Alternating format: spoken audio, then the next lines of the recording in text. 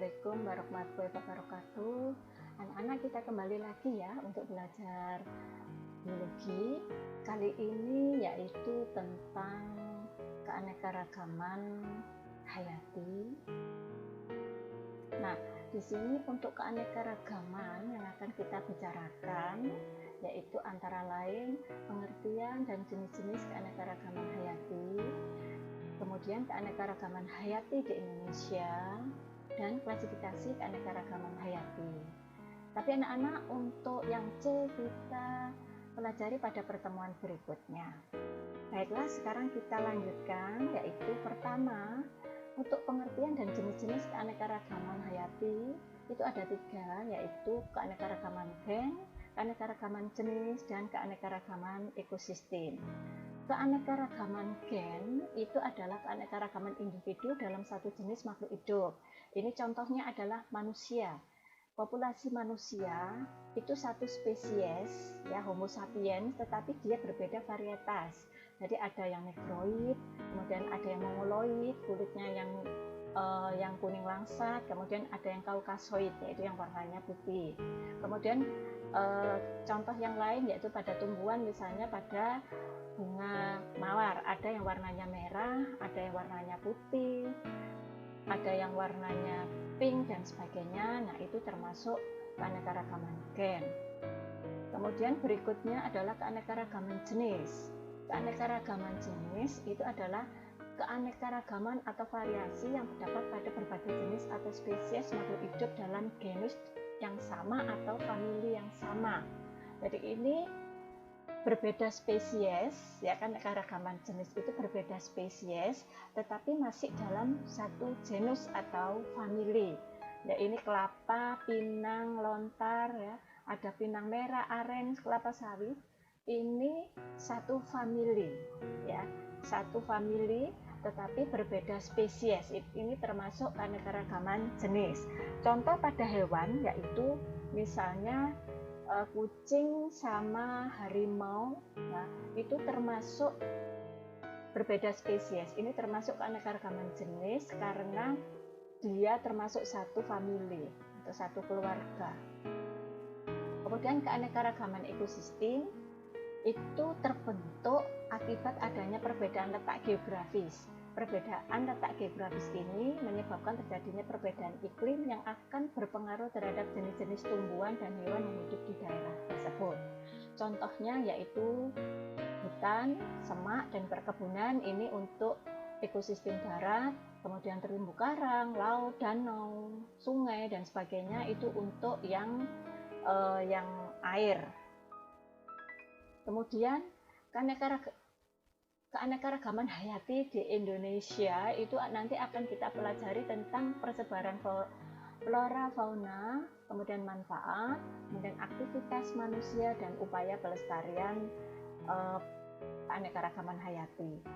Persebaran flora di Indonesia, jadi flora di Indonesia itu tercakup dalam kawasan Malaysiana. Nah, mana saja yang termasuk kawasan Malaysiana, yaitu Indonesia, Filipina, Malaysia, Kepulauan Solomon, dan Papua Nugini. Jadi kalau kita berada di negara-negara ini, seolah-olah kita berada di Indonesia karena termasuk kawasan Malaysiana.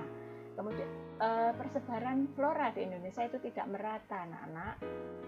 Jadi hutan hujan tropis, ini disebut hutan hujan tropis karena sering hujan. Yang ada di Kalimantan itu keanekaragamannya paling tinggi di antara daerah-daerah lain di Indonesia. Kalau di Jawa, Sulawesi, Maluku, dan Kepulauan Sunda itu keanekaragaman tumbuhannya itu paling sedikit. Nah, anak-anak, coba kamu perhatikan peta yang ada di sini, ya. Jadi persebaran fauna di Indonesia itu dibagi menjadi 3 daerah, yaitu Indonesia bagian barat, Indonesia bagian tengah, dan Indonesia bagian timur. Mengapa ada 3 daerah? Karena adanya garis Wallace dan garis Weber. Garis Wallace ini memisahkan jenis fauna Indonesia bagian barat dan timur. Indonesia bagian barat itu disebut daerah oriental, sedangkan yang timur disebut daerah Australia karena mirip Australia. Kemudian kalau Weber ini adalah yang memisahkan jenis fauna Indonesia bagian timur dan tengah. Nah, Sulawesi dan pulau-pulau yang ada di bawahnya ini termasuk daerah peralihan, ya. Mengapa disebut peralihan? Karena hewan-hewannya yang ada di sini mirip Indonesia bagian barat dan mirip Indonesia bagian timur. Coba kita perhatikan, ini daerah oriental, yaitu daerah Indonesia bagian barat, meliputi Pulau Jawa, Bali, Sumatera, dan Kalimantan. Itu banyak ditemukan mamalia berukuran besar. Kemudian terdapat berbagai jenis kera, terdapat burung berwarna kurang menarik, tapi suaranya merdu. Ini contohnya jalak Bali, ya. Jadi warnanya kurang menarik, tapi suaranya bagus. Kemudian terdapat berbagai jenis ikan air tawar. Sedangkan daerah Australia ini meliputi Papua dan pulau-pulau sekitarnya, terdapat mamalia berukuran kecil. Jadi mamalianya kecil-kecil. Ini banyak hewan berkantung ini, ya. Kemudian tidak terdapat spesies kera. Jadi di daerah ini tidak ditemukan kera. Kemudian burungnya warnanya bagus, tapi suaranya kurang merdu. Kemudian daerah peralihan, yaitu Sulawesi, Indonesia bagian tengah, tadi Sulawesi dan Kepulauan Nusa Tenggara, itu terdiri atas hewan-hewan endemik. Jadi hewan ini hanya ditemukan di daerah ini. Contohnya anoa, komodo, ya hanya di komodo, tidak ada lagi. Rangkong, kemudian singa puar, dan burung maleo.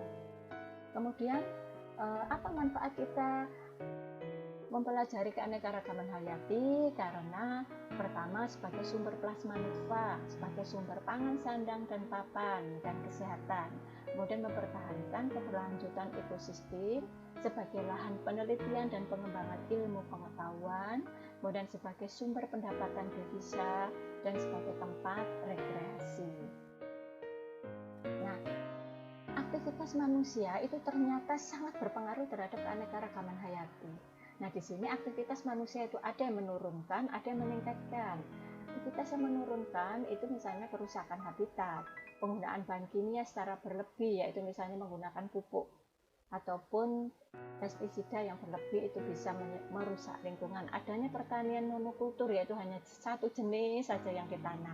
Kemudian pencemaran lingkungan dari limbah pabrik atau rumah tangga, ini berbahaya.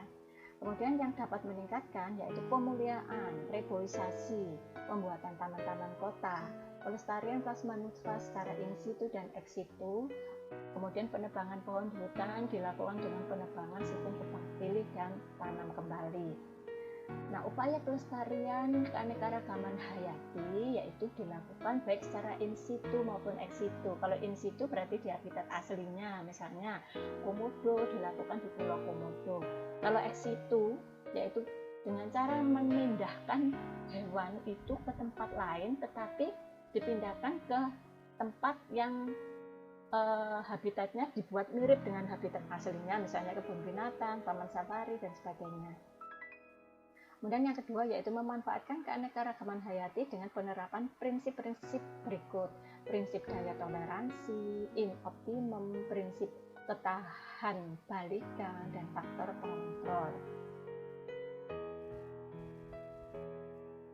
Jadi itu anak-anak untuk bab tentang keanekaragaman hayati. Ini juga dipakai untuk ulangan, ya, nanti minggu depan mulai tanggal 18 ulangannya sampai 28. Selamat belajar, terima kasih. Wassalamualaikum warahmatullahi wabarakatuh.